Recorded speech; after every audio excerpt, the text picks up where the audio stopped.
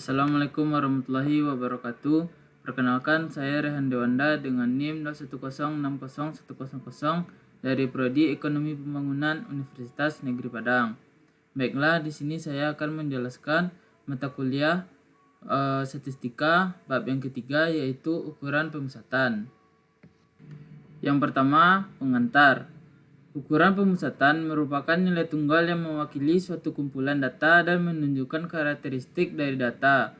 Ukuran pemusatan menunjukkan pusat dari nilai data. Contoh pemakaian ukuran pemusatan. A. Berapa rata-rata aset bank pada 2011? B. Berapa rata-rata jumlah kredit yang disalurkan bank sepanjang periode 2012? C. Berapa rata-rata tingkat inflasi pada tahun 2012 di beberapa negara ASEAN? D. Berapa nilai NPL perbankan dikaitkan dengan jumlah modal yang dimiliki? Selanjutnya, rata-rata hitung. Rata-rata hitung sampel, rumusnya yaitu EX per N. Jadi dengan keterangan EX sama dengan jumlah sampel, N sama dengan banyak sampel. Begitu juga dengan rumus rata-rata hitung populasi. V sama dengan EX per N. Contoh rata-rata hitung populasi. V sama dengan elemen X per N sama dengan 1339,9 dibagi 5. 1339,9 didapatkan dari jumlah dari nilai kredit yang ada di tabel ini. Lalu dibagi 5 dari jumlah sampel. Hasilnya yaitu 267,98. Selanjutnya, contoh rata-rata hitung sampel. Delta X sama dengan elemen X per N. Elemen X didapatkan dari total aset ini jumlahkan dan didapatkan hasil 1.252.058,49 per 11. 11 didapat dari jumlah sampel yang 11 buah. Hasilnya 113.823,50. Selanjutnya, rata-rata hitung tertimbang, yaitu rata-rata dengan bobot atau kepentingan dari setiap data berbeda. Besar dan kecilnya bobot tergantung pada alasan ekonomi dan teknisnya. Rumusnya yaitu XW sama dengan W1 kali X1 ditambah W2 kali X2 ditambah bla bla bla dan seterusnya per W1 tambah W2 dan seterusnya. Selanjutnya, rata-rata hitung data berkelompok. Data berkelompok adalah data yang sudah dibuat distribusi frekuensinya. Rumus nilai rata-rata yaitu elemen Fx per N. Untuk contoh yang seperti ini, pada tabel ini, pertama-tama tentukan jumlah frekuensinya, yaitu 22. Selanjutnya, tentukan F kali X. Selanjutnya, tambahkan dan jumlahkan.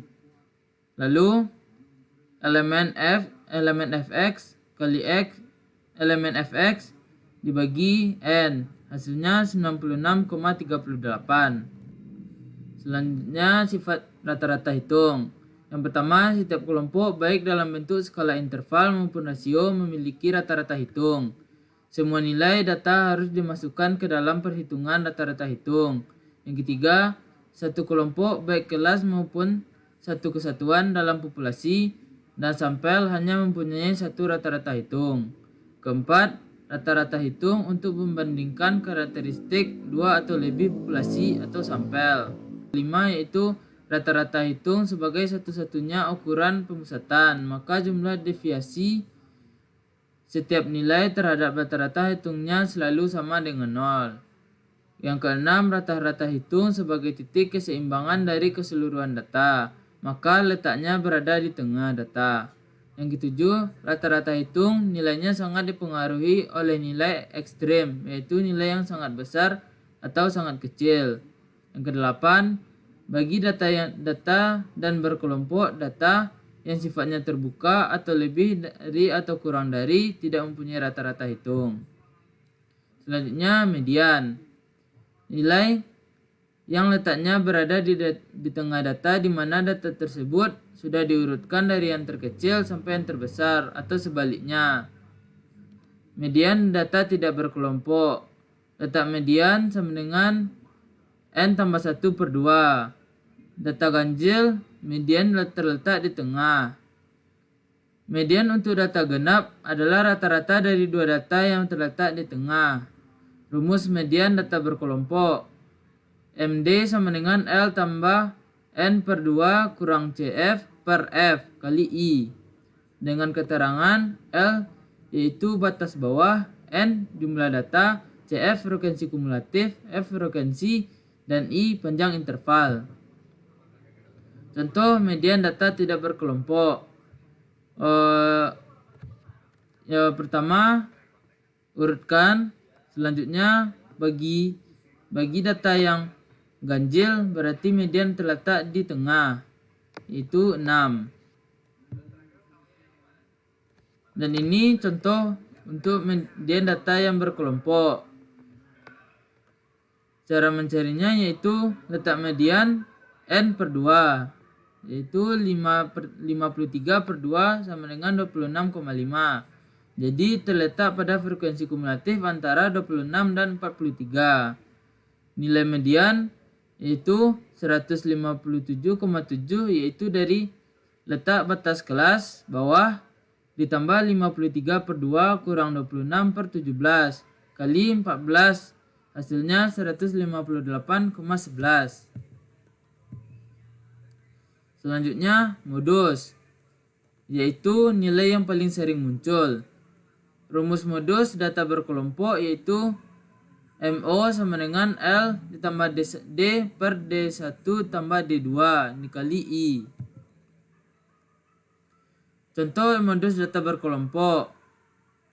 Pada tabel ini, letak modus pada frekuensi kelas paling besar sama dengan 17 kelas, 158,2 sampai 172,2. Nilai modus yaitu 157,7 ditambah 6 per 16 dikali 14, hasilnya 162,95.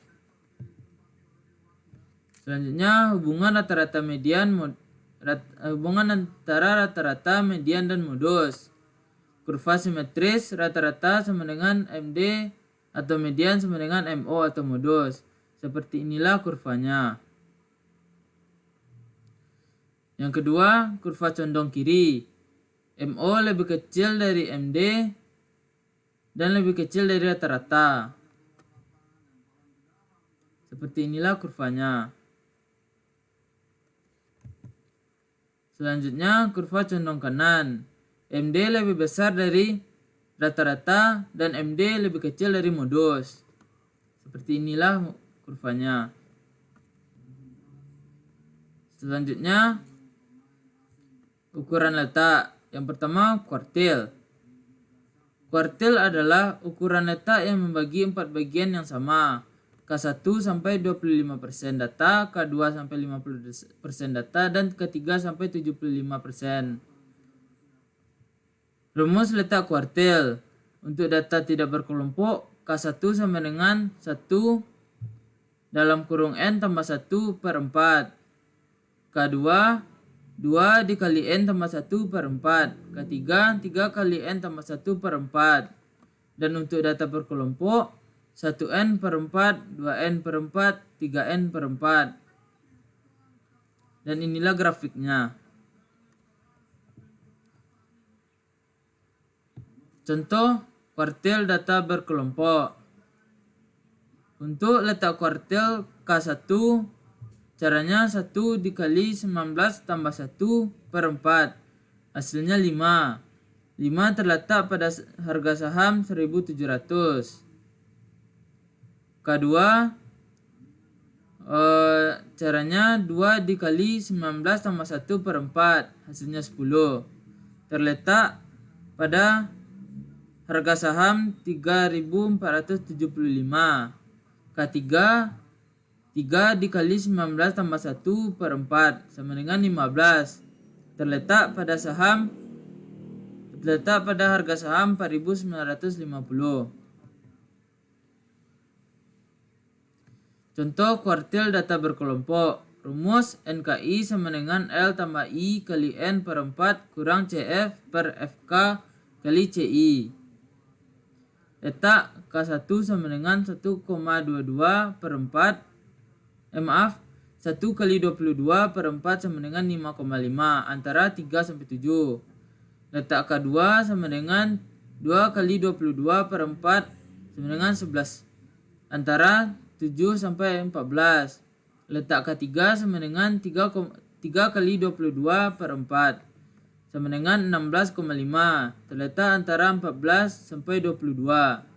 Jadi K1 84,45 ditambah 5,5 dikurang 3 per 4 dikali 7,4 hasilnya 89,075. K2 91,95 ditambah 11 kurang 7 per 7 dikali 7,4 hasilnya 96,179. K3 106,95 ditambah 16,5 dikurang 14 per 4 dikali 7,4 hasilnya 111,575. Yang kedua, ukuran letak desil. Desil adalah ukuran letak yang membagi 10 bagian yang sama. D1 sebesar 10%, D2 sampai 20%, dan D9 sampai 90%. Rumus letak desil. Untuk data yang tidak berkelompok, D1 sama dengan 1 kali N tambah 1 dibagi 10. D2 sama dengan 2 kali N tambah 1 per 10.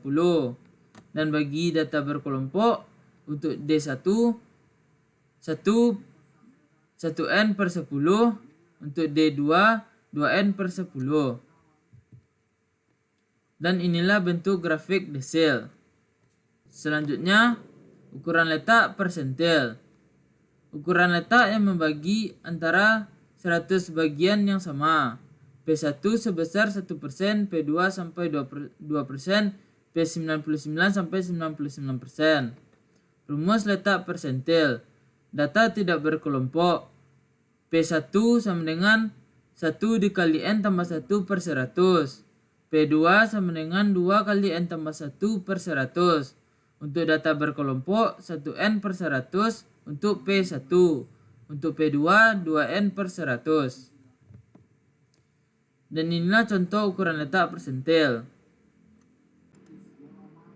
Baiklah, sekian dari saya. Apabila ada salah-salah kata, mohon dimaafkan. Wabillahi taufiq wal hidayah. Assalamualaikum warahmatullahi wabarakatuh.